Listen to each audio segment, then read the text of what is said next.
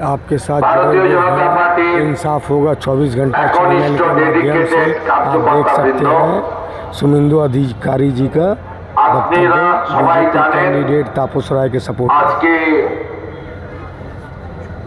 আমি যে এলাকার জনপ্রতিনিধি বা ভোটার সেই এলাকায় নির্বাচন ছিল, এখনো স্ট্রং রুমে অনেক ইভিএম আসছে। স্বাভাবিকভাবে আজকের এই নির্বাচন খানিকটা নজরদারি, পরিচালনা, সহযোগিতা।